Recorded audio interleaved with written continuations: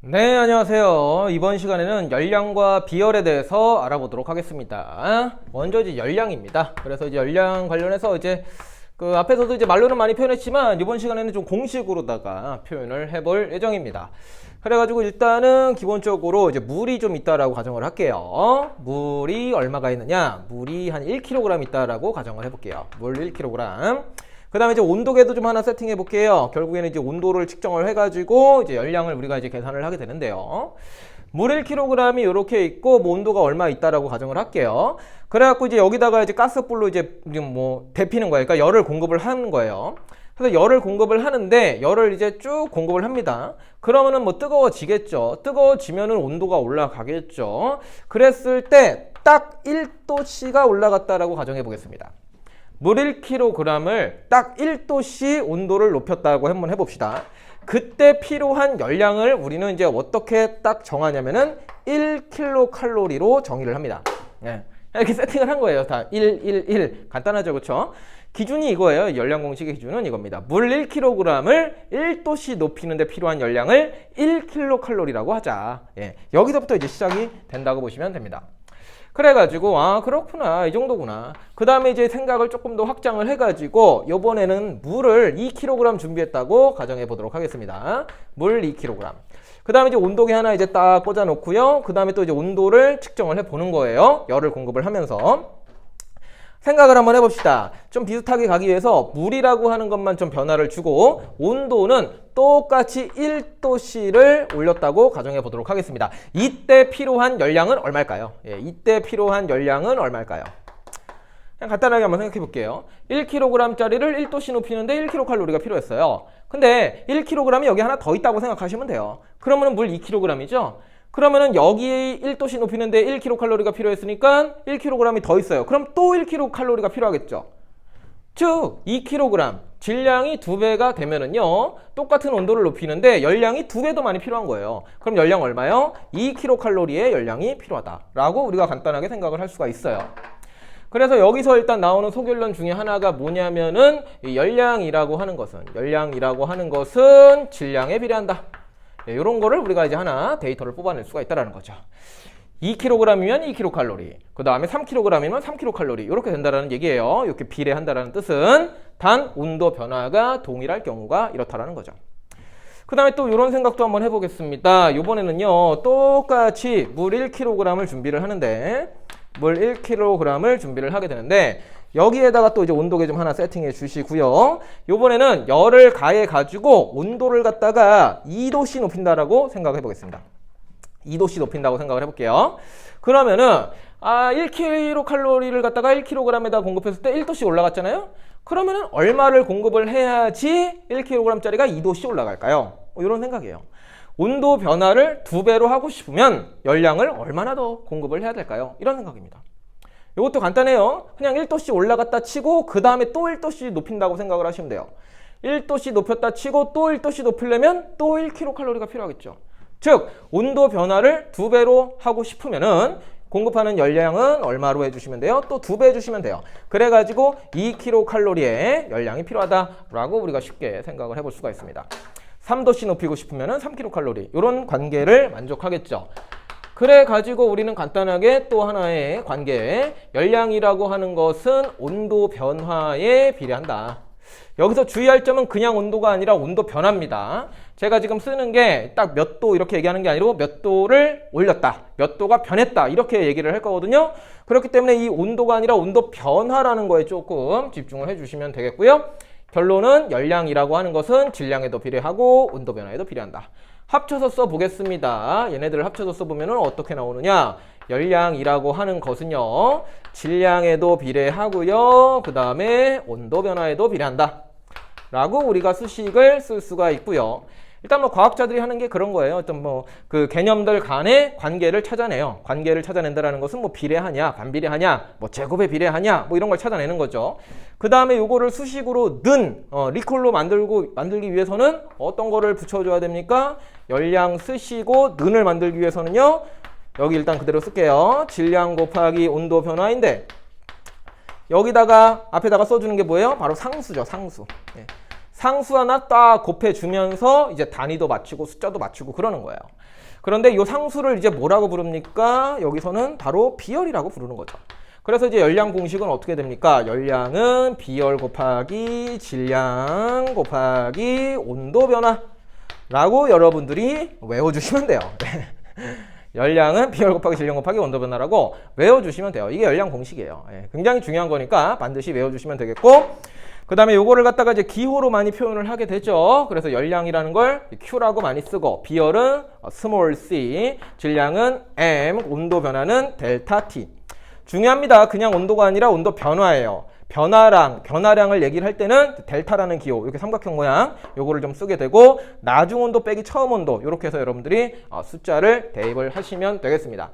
그래가지고 여기서의 결론은 바로 이거죠. Q는 CM 델타 T, 뭐 Q는 CMT, Q는 시멘트, Q는 시암탉 뭐 등등으로 많이 외우지만 편하신 대로 외워주시면 되겠고요. 반드시 외워주셔야 될 부분이다라는 겁니다. 그 다음에 요 내용을 토대로 해가지고 요거를 그대로 한번 대입을 해볼게요. 그래서 이제 어떻게 이제 집어넣게 되냐면은 요 상황 한번 볼게요. 제가 일단은 1kcal에 열량을 공급한 거고요. 비열이 얼마 있을 것이고, 질량은 1kg으로 잡았고, 온도 변화 1도씨로 잡았습니다. 처음 그림이죠, 이거? 여기가 이제 스타트니까. 그랬을 때 이 비열이라고 하는 상수값을 뭘 넣어야지 이게 깔끔하게 수식이 맞아떨어지겠습니까? 일단은 숫자는 얼마? 1을 넣어야겠죠. 그렇죠? 숫자 1을 넣어야지 요게 이제 깔끔하게, 이 1은 숫자만 보세요. 1은 1 곱하기 1 곱하기 1 이렇게 되는 거 아니겠습니까?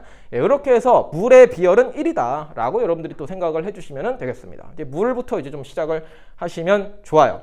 그래갖고 Q는 CMT 이 부분 좀 잘 생각을 해주시면 되겠고요. 그냥 비열 써야 되는데 비열을 쓸 자리가 없네요. 그럼 좀 지우고 하겠습니다. 그래서 일단 Q는 CMT 요거를 기억하시면서 물을 기준으로 요렇게 썼다라는 거 좀 챙겨 두시면 되겠고, 지워서 비열 이어서 나가도록 하겠습니다. 이 부분은 좀 같이 여러분들이 배워주셔야지 한 번에 좀 이해가 되시기 때문에 필기하실 거는 뭐 스탑해 두시고 필기를 하시면 좋겠습니다. 두 번째로 이제 비열 바로 들어가겠습니다. 이제 비열이라는 단어가 어디서 나왔어요? 한 번 더 써드릴게요. 열량은 비열 곱하기 질량 곱하기 온도 변화, 이렇게 이제 표현이 되는데, 여기에서 열량을 Q, 비열을 C, 질량을 M, 온도 변화를 델타 T 이렇게 쓴다 그랬습니다. 그러니까 이 비열이라고 하는 건 상수의 어떤 숫자인데, 물을 기준으로 했을 때 물은 이제 1이었어요. 물은 1. 그래서 이제 좀 그림을 한번 다시 그려보면은 더 심플하게 그릴게요. 물 1kg이 있었는데 여기다가 1kcal의 열량을 공급하면은 온도가 1도씨 올라간다. 요런 거를 아까 이제 그렸었죠. 그래서 여기에서 이제 Q 자리에다가 여기다 쓸게요. 물 같은 경우는 위에다가 Q는 C, M, 델타 T 자리를 좀 만들어 두시고 1kcal 쓰시고 질량 1kg, 온도 변화 1도씨 했을 때 여기 들어가는 값을 비열이라고 그러고 물의 비열은 1이라고 이제 여러분들은 생각해 주시면 됩니다. 그러니까 이런 식으로 만든 개념이에요. 근데 이제 뭐 이 세상에 물질이 물만 있는 건 아니니까 뭐 다른 것도 한번 해보겠습니다. 예를 들어 가지고 이제 모래를 한번 해볼게요. 모래를 갖다가 1kg을 준비합니다. 쉽게 하기 위해서. 그 다음에 얘도 온도를 1도씨 높이자고 한번 가정해 볼게요. 얘도 이제 온도를 1도씨 높인다고 생각을 해볼게요. 그랬을 때 모래 같은 경우에는 얼마의 열량을 공급해야 될까를 이제 과학자들이 이제 실험을 통해서 이제 계산을 해 본 겁니다. 물하고 다른 물질이니까 좀 다르겠죠, 느낌이. 달라요. 똑같이 1도씨 그리고 똑같이 1kg이더라도 똑같이 온도 변화를 시키는데 열량이 다릅니다. 그래서 요거는 이제 실험 데이터 값이 얼마가 나오냐면은 여기다 공급한 거를 1로 봤을 때 상대적으로 얘는 얼마가 된다? 0.19kcal 이렇게 돼요. 이건 외우는 건 아니에요. 뭔가 좀 적다, 뭔가 물에 비해서 훨씬 더 적은 열량을 공급을 해도 온도는 똑같이 1도씩 올라간다 라고 이제 우리가 실험 데이터 값을 얻을 수가 있습니다. 이거를 갖다가 Q는 CMT에다가 그대로 한번 대입을 해보면은 이렇게 쓸 수가 있죠.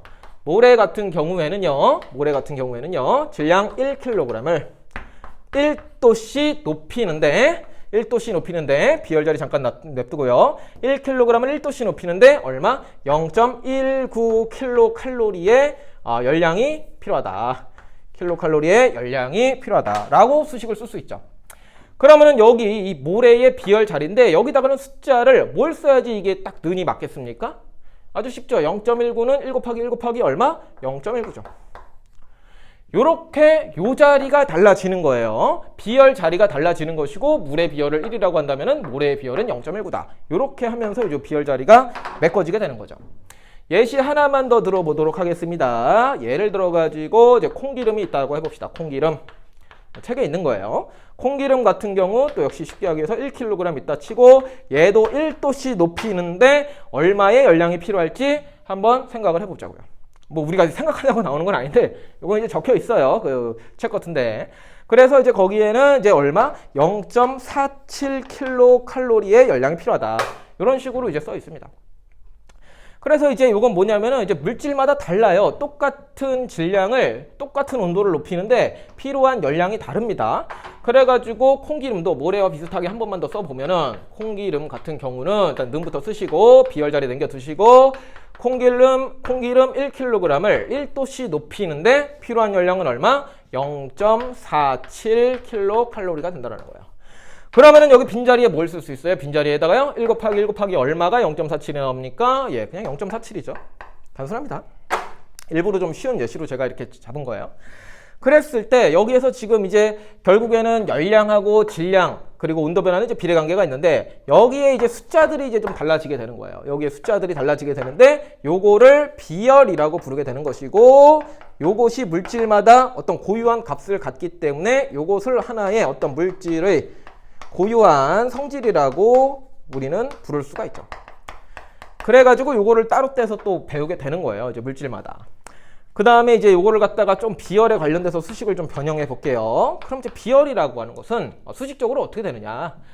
여기에 지금 열량은 비열 곱하기 질량 곱하기 온도 변화라고 써 있죠. 근데 비열만 냅두고 질량 곱하기 온도 변화를 좌측으로 넘겨보는 거예요. 그거를 또 우측에서 쓰는 거죠. 그러면은 분모 자리에 질량이 들어가고 온도 변화도 들어가겠죠. 온도 변화. 그 다음에 분자 자리에 여기에 열량이 들어가겠죠. 이런 식으로 비열은 표현이 되는 거죠. 질량 곱하기 온도 변화분의 열량. 좀 어려워 보일 수 있죠. 그렇죠? 근데 이렇게 이제 비열은 이제 또 정의가 되는 새로운 물리량이 되는 거예요. 어떤 물질의 고유한 특성으로서요. 요거를 갖다가 이제 한글로 표현을 하면은 이제 어떻게 되느냐면은 이걸 읽을 줄 알아야 돼요. 어떤 물질 1kg을 1도씨 변화시키는데 필요한 열량. 이 문장을 좀 고씹어서 좀 읽어보셨으면 좋겠어요. 어떤 물질 1kg을 1도씨 높이는데 필요한 열량. 이 값이 뭐 이렇게 나오는 거잖아요. 예를 들어서 이렇게 0.19가 나왔다고 해봅시다. 모래가 0.19 이런 식으로 나왔어요. 그럼 이거를 이제 어떻게 읽으셔야 되냐면은 아니요 0.19 비열이 0.19 이게 아니라 어떤 물질 예를 들어 모래 1kg을 1도씨 높이는데 0.19kcal의 열량이 필요하다라는 의미를 갖고 있다는 거예요. 어떤 물질 1kg을 1도씨 높이는데 필요한 열량. 이렇게 좀 문장으로 여러분들이 생각해 주시면 좋겠습니다. 그 다음에 좀 단위 좀 알아보겠습니다. 단위도 좀 복잡해 보이는데요. 얘의 단위는 어떻게 되느냐. 열량 일단 위에 있죠. 그러니까 킬로칼로리를 좀 써주시고요. 킬로칼로리. 그 다음에 요거 나누기 기호를 옆으로 누인 거예요. 질량하고 온도죠. 우리는 기본적으로 킬로그램하고 도씨를 씁니다. 킬로그램 곱하기 도씨 하고 가로 쳐주시고 꺽쇠 쳐주시고 길죠 좀. 킬로칼로리 퍼 킬로그램 도씨 이렇게 읽으시면 되는데 이게 다 뒤에 단위가 있는 거예요. 0.19 킬로칼로리 퍼 킬로그램 도씨. 근데 좀 뒤에 너무 길기 때문에 그거는 좀 생략해서 여기다가는 숫자만 썼습니다. 그래야지 수식이 맞아요. 네, 그래야지 수식이 맞아요. 한번 해보시면 약분되는 걸 보실 수가 있습니다.